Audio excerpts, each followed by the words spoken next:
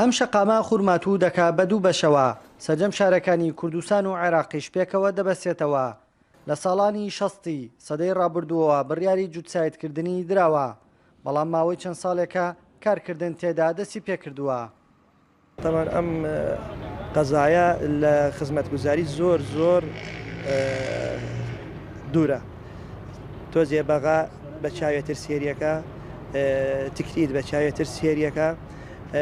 بەنسبەتی پرۆژەکەمان ئەم پرۆژە پلانەکەی لە 68 تەسمیم بۆی کراوە. تەسمیمەکەی چییە؟ دووسایدێکی خەت ڕئیسی لەگەڵ دووسایدێکی خەدەمیمان هەیە. ئیسا ئێمە تایبەت بە دووسایدی خەدەمیەکە ئیشەکەین. ئەم خەدەمیانە ئایدی شاراوانی دووسخورماتووە. ئەندازیاری کۆمپانیای جێبەجێکاری پرۆژەی هەردوو شەقامی خزمەتگوزاری خورماتوو وردەکاری پرۆژەکە بۆ کورتسات نیوز ئاشکرا دەکات.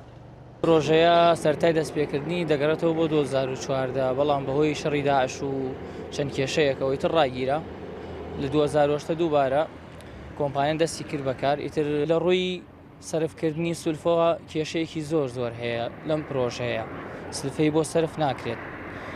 بەڵام ئەوەی لە توانامان بووە تا ئێستا وتومانە بە پێی ئیمکانیەتی خۆمان ئیشمان کردووە تا ئەو ڕادەی بەس ئیشەکە نەوەستێت. ئێستاش گەشتینە فەقەرەی قیتاوکردن و بەردەوامی نیشی ئینشاءڵڵا.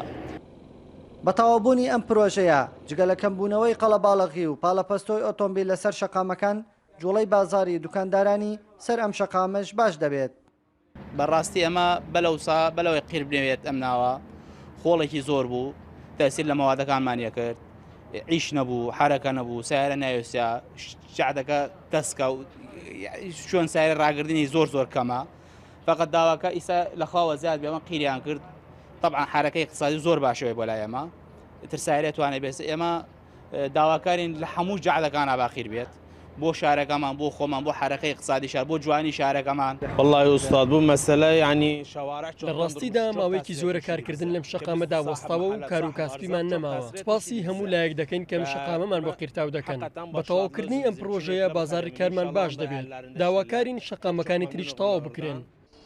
ئەوەی جێی ئومێدی هاوڵاتیانی خورماتووە تەواوکردنی پرۆژەی جووتسایدی شەقامی سەرەکی و هەردوو شەقامی خزمەتگوزاری قەزاکەیە کە چەندین ساڵە ئاواتی بۆ دەخوازن. کاروان حەبیب، کورتسات نیوز، خورماتوو.